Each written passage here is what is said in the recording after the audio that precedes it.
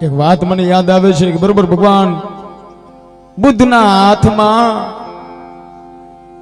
પીપળના 2-4 પાંદડા હતા અને એના શિષ્યને એને પૂછ્યું કે મારા હાથમાં પાંદડા વધુ છે કે આ પીપળામાં?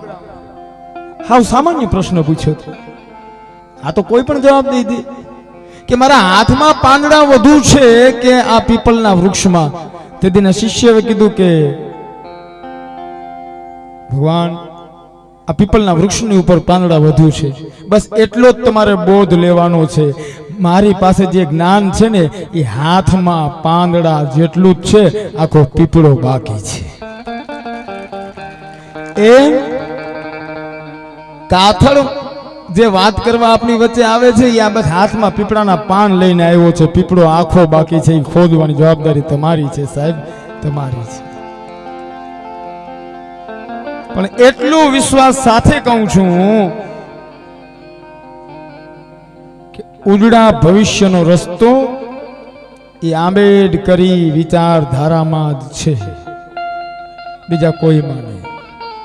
5000 વર્ષથી જે સમાજો સંઘર્ષ કરતા રહ્યા અને સહન કરતા રહ્યા, માત્ર 60 વર્ષ ના સમયગાળાની અંદર તમે જોઈ રહ્યા છો આ પરિવર્તનો ઠેર ઠેર ઠેર. ખાલી 60 જ વર્ષ થયા, 65 વર્ષ આઝાદીના.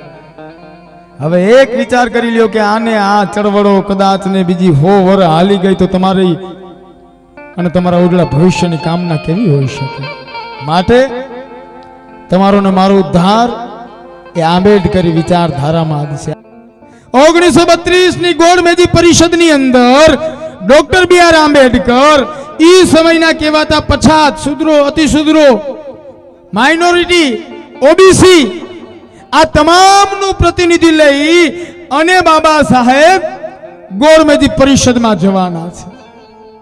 હવે ગોળમેજી પરિષદની અંદર તમારા અધિકારો લખાવવાના છે, ન્યાયને વાતો કરવાની છે, જે ભારતની વાસ્તવિક પરિસ્થિતિઓ રહી છે એને બતાવવાની છે કે એ ભાઈ આ તળાવ છે ને તો કે હા ઈ તળાવમાં જનાવર પાણી પી શકે, ઈ તળાવમાં કૂતરા પાણી પી શકે, પણ અમે ન પી શકીએ. આ અમારા ગામડા એવા છે કે ત્યાંથી ધોરા દિવસે અમારાથી નીકળાતું નથી. અમારે કોઈ ખરીદી કરવી હોય ને તો રાતના અંધારામાં જવાનું ને અંધારામાં આવવાનું. ઈ તમારા માટે માતાઓ તમારા માટે જઈને બોલે છે કે આ ભારત દેશની મહિલા છે ને તો કે હા એને દેવદાસી પ્રથાનો સામનો કરવો પડે છે. આને ભણવાનો અધિકાર નથી. અમે બ્રિટિશરોને એટલે સ્વીકાર્યા હતા કે શૂદ્રોને ભણવાના અધિકાર મળશે. આ 5000 વર્ષથી દમનકારીઓ નીતિઓ જે ભારતમાં રહી છે એનો ખાતમો થશે, અમારો ઉદ્ધાર થશે. આ બધી રજૂઆતો લઈને બાબા સાહેબને જાવું છે ગોળમેજી પરિષદની અંદર. પણ ભારતમાંથી એક જ પ્રતિનિધિ જઈ શકે તો 2 પ્રતિનિધિઓ ત્યાં બેઠા છે. એક બાજુ ગાંધીજી છે, એક બાજુ ડોક્ટર બી.આર. આંબેડકર છે. એટલે ગોળમેજી પરિષદની અંદર એવું કહેવામાં આવ્યું છે, બાબા સાહેબ એમ કહે છે કે હું દલિતોનું પ્રતિનિધિ લઈને આવ્યો છું અને ગાંધીજી કહે છે કે હું હરિજનોનું પ્રતિનિધિ લઈને આવ્યો છું. એટલે બાબા સાહેબ કહે છે કે હું ખરો એનું ન્યાયનો પક્ષ લઈને આવ્યો છું, આપ મને બોલવા દો. હવે શું કરું, કેને બોલવા દેવા? એટલે એનો મત બેઠો કરવા માટે પંજાબના એક ગામડાની અંદર અભણ માણસોને ભેગા કરી લખાણ લખેલું છે કે અમારો નેતા બાબા સાહેબ નહીં પણ ગાંધીજી છે અને ઓલા અંગૂઠા મારે છે અને પત્ર જવાના છે. પણ ઘટના કંઈક અલગ જ બની સાહેબ. 8 મહિના પછી ગોળમેજી પરિષદોની અંદર જે પત્ર ખુલ્યા તેમાં લખાણ હતું કે અમારો નેતા ગાંધીજી નહીં પણ બાબા સાહેબ છે. Gandhiji is not our leader. Gandhiji is not our leader. Our leader doctor B R. Ambedkar. હવે વાતને સાંભળજો. તમારી વાસ્તવિક પરિસ્થિતિઓ કેવા માટે પણ સંઘર્ષ કરવો પડ્યો છે. તમે તમારા ઘરના આંગણે આજ બેઠા બેઠા મિનરલ જે ઓલું આરોનું પાણી કાચના ગ્લાસમાં ભરીને ઘટક ઘટક ઘટક ગળાની હેઠે પીવું છો ને, એ પાણીનો ગ્લાસ હાથમાં હોય ને તઈ જ વિચાર કરજો તમારા બાપને પાણી માટે પણ સત્યાગ્રહ કરવો પડ્યો છે. પાણી માટે પણ સત્યાગ્રહ કરવો પડ્યો છે. હવે સાંભળજો ઘટના. માતાઓ, જ્યારે કોઈ વિધવા થતી ને ભારતમાં, વિધવા એ વિધવા થતી, ભાઈ કોઈ ડિસ્ટર્બ ન થયો ભાઈ, બાપા નિરાત રાખો. ભારતની જે વિધવાઓ હતી, કોઈ પણ ઉંમરે વિધવા થાય એનું મુંડન કરી નાખવાનું, સફેદ હાડી પહેરી લેવાની, સારા પ્રસંગમાં તમે જઈ ન શકો, અલગ વ્યવસ્થા, કોઈ સારું ખાવાનું તમે ખાઈ ન શકો, સૂકું ખાવાનું તમારે. ઘરમાં જે વધતું હોય ને એની થાળી બનાવે અને તમને જેમ કોઈ જનાવરને દે ને એમ ઘા કરી દેવાની અને તમે ખાઈ લો. વિધવા પુનઃ લગ્ન તો હતા જ નહીં. પુરુષને 18 લગ્ન કરવાની છૂટ, તમે તારે મોજ કરો. સ્ત્રીઓને તો કે નહીં, એ વિધવા એટલે એનું જીવન પૂરું. કોઈ સારા સુકનમાં વિધવાને જોઈ જાય તો એમાં કેવી કેવી તકલીફો થતી, કેટલી તકલીફોનો સામનો કરવો પડતો વિધવાને. અને તમારી ઉપર પૂર્ણપણે ચરિત્ર સાચવવાનો દાવો કરવાનો, અને તે છતાંય અમુક નપાણિયાઓને કારણે તમારી ચરિત્ર ઉપર આંગળી ચીંધાતી, એનો તમારે સામનો કરવાનો. અરે કાલ મારો બાપ હતો, મારી ભાઈ હતો, મારી માં હતી, મારી બેન હતી, બસ આજ એક ઘટના બને છે, મારો પતિ હયાત નથી તો મારું કોઈ નહીં. ભાઈ તમને જાકારો આપે, બાપ પણ જાકારો આપે, ગામ પણ જાકારો આપે, સમાજ પણ જાકારો આપે. તમારી જિંદગીને પૂરી થઈ ગઈ, તમારે સફેદ વસ્ત્રો ધારણ કરી અને આ જીવન એવી અંધારી કોટડીમાં જીવન જીવવું કે જ્યાં જનાવરને પણ લેવું મુશ્કેલ હોય. આ પ્રશ્નનો જવાબ ગોતવા માટે એક વ્યક્તિ બેઠો છો, એ નામ એટલે ડોક્ટર બી.આર. આંબેડકર. એ નામ એટલે ડોક્ટર બી.આર. આંબેડકર. હજી સાંભળી લ્યો, ધર્મના નામમાં ધતિંગ માણસો અહીંયા દેવદાસી પ્રથાઓ ચલાવી. દીકરીનો જન્મ થાય, મૂક્યા હોય ને મંદિર મઠાલયોમાં, એને ન્યા કોઈ લગ્ન નહીં કરવાના, એમને ન્યા એનું જીવન વિતાવવાનું ને એને હજી સંતાન થાય ને એ સમાજમાં ભીખ માંગવા માટે મૂકી દેવાના. અને મને ઈ નથી સમજાતું, એટલે મને કાંટાની જેમ કાયમ માટે ખૂંચે છે કે દેવદાસી પ્રથામાં જેના બાપ નક્કી નહોતા થતા ને એને હરિજન કહેવામાં આવતા. હું બહિષ્કાર કરું છું, એનો બહિષ્કાર કરું છું. અને મને મારી જાતને જે હરિજન કહે છે એની જીભ ખેંચતા કે એની જીભ કાપતા હવે કાતર પાછી પાણી નહીં કરે, પાછી પાણી નહીં કરે. એ મુર્દાઓ, તમારી જાતને તમે હરિજન ન ગણાવો.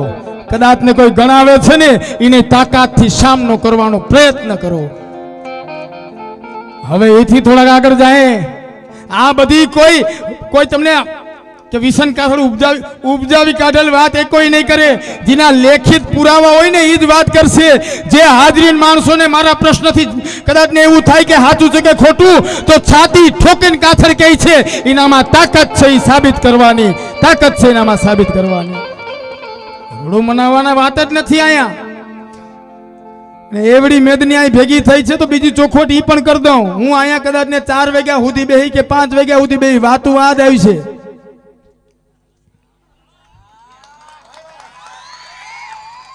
પછી આને અડધી રાતે અમુક નાગરિક માણસો કે મને મજા ના આવી.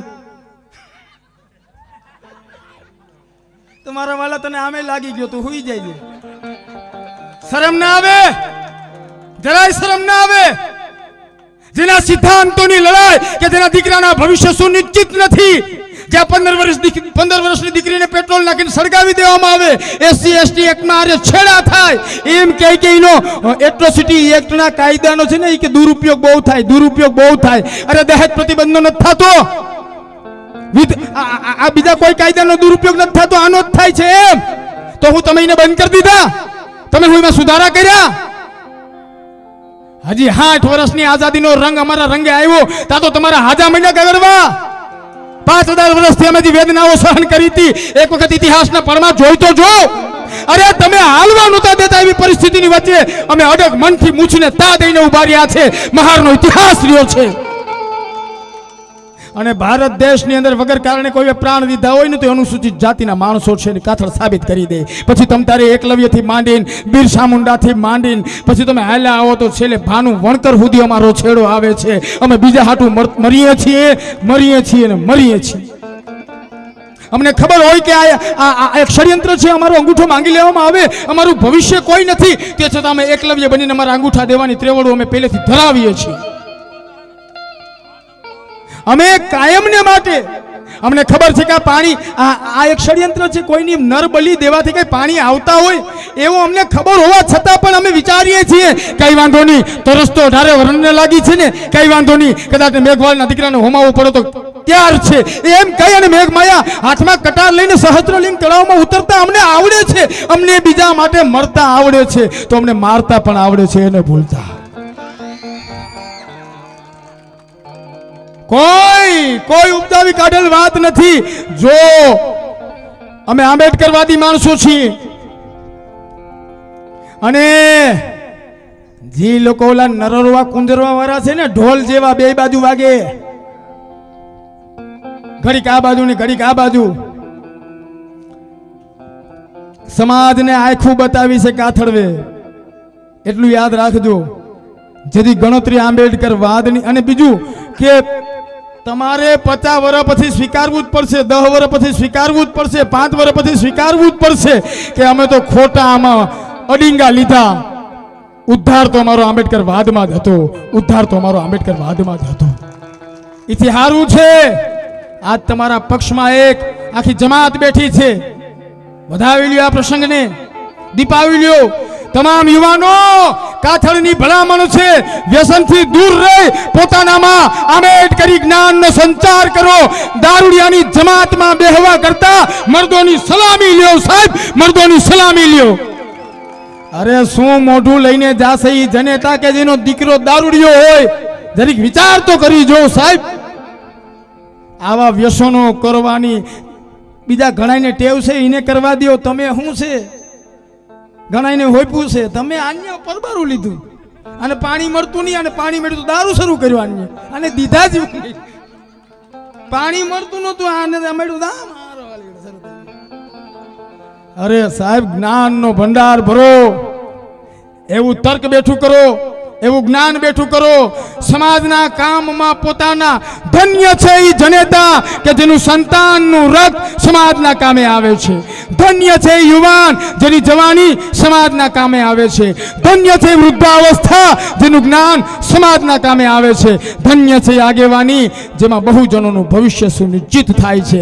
અને આંબેડકરવાદ, આંબેડકરી વિચારધારાની જો વ્યાખ્યા કરું ને તો ભારતને ભારત સંઘ બનાવવું, સમ્રાટ અશોકનું ભારત બનાવવું, ઈ છે આંબેડકરવાદ, ઈ છે વિચારધારા. આ એની વ્યાખ્યા છે. કોઈ વિરોધ નથી, કોઈ વિરોધ નથી.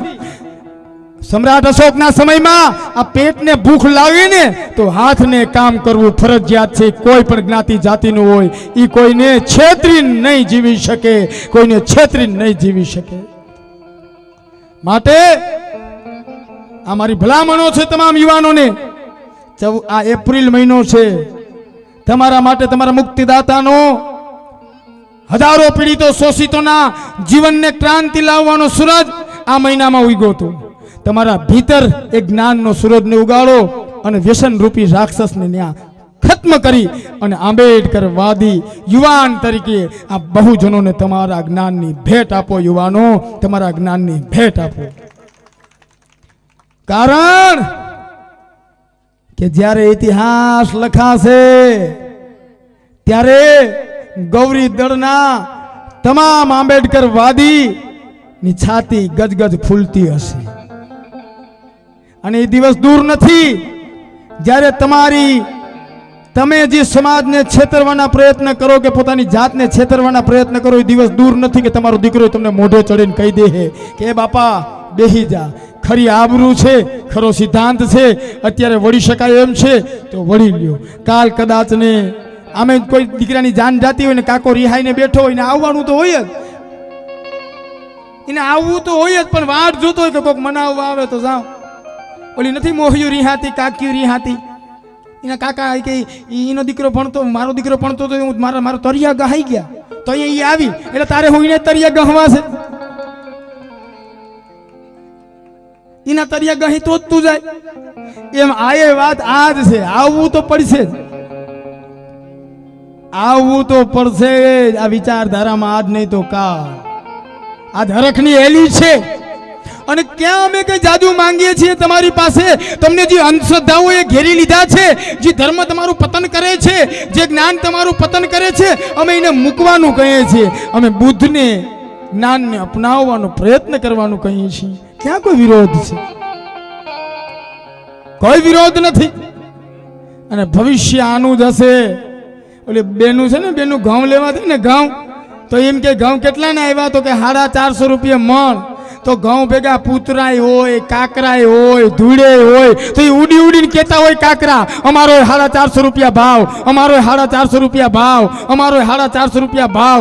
પછી ઈ બેન ઈ ઘઉંને ઘેર લઈ આવે, પછી હુપડે ચડાવે, પછી આમ ધક્કા મારી મારીને આમ ઘા કરે ને, ત્યાં ખબર પડે કે કિંમત તો ઘઉંની જ હતી, અમે તો ખોટા ઉલરા હતા. એટલે યાદ રાખજો, કિંમત તો આંબેડકર વાદીની જ થશે. જેને ઉડવું હોય એ ઉડી લ્યો. જેથી અમારા હાથમાં હુપડું આવશે ને એટલે અમે આમ જ ઘા કરશું, જો આમ જ. અને તેથી તમને ખબર પડી જશે, કિંમત તો આંબેડકર વાદીની જ હતી. કિંમત તો આંબેડકર વાદીની જ હતી સાહેબ, કિંમત તો આંબેડકર વાદીની જ હતી. પરાકાષ્ઠા છે આ જ્ઞાનની. સંઘર્ષોની લડાઈ છે, આ વિચારધારાની લડાઈ છે. લાકડી તલવાર ધારિયાની નહીં, પણ જ્ઞાન ને તર્કની લડાઈ છે. Doctor B.R. આંબેડકર એક માનવી એ પોતાના જ્ઞાનની તાકાતથી એ સમયમાં તમામ વિરોધ એક બાજુ હોય અને બાબા સાહેબ એક બાજુ પણ કોઈના બાપની તાકાત નહોતી કે આંગળી ચીંધી જાય. કેમ કે એના પોતાનામાં જ્ઞાનથી ભરપૂર માણસ હતો. એક દિવસ યાદ આવે છે મને પ્રસંગ, કોલંબિયાની અંદર લાલા લજપતરાય બાબા સાહેબ ને કહે છે કે તમારી આઝાદીમાં કોઈ ભૂમિકા જ નથી. હે મારી નથી. ઘણા અટાણે કહેતા કે તારું શું કામ હતું ને, એમ આપણા જ નથી કહેતા ઘણા. એટલે પણ તું શું કરવા ગયો તો? કવડી ખાતા તને હુમલો ના આવી ગયો? તું અમને કહેતી એમ. લાલા લજપતરાયે પૂછ્યું કે આઝાદીની લડતમાં તમારી કોઈ ભૂમિકા નથી બાબા સાહેબ? તો કે આઝાદી એટલે શું? કે કોઈ દેશ બીજા દેશ ઉપર શાસન કરતો હોય, તમે ભેગા થઈ જાઓ, એને તગડી મૂકો, બહાર કાઢી મૂકો, એટલે તમે આઝાદ થઈ ગયા? તો કે હા. બસ આમ જ? તો કે હા. કે તો તમારા કરતા મારી લડાઈ બહુ જૂની છે. તમે તો એ કે 200 વર્ષની ગુલામીમાં જ થાકી ગયા, 200 વર્ષમાં જ થાકી ગયા. મારી લડાઈ તો 5000 વર્ષ પુરાણી છે. આ વિરોધ કોઈ જ્ઞાતિ જાતિનો નથી.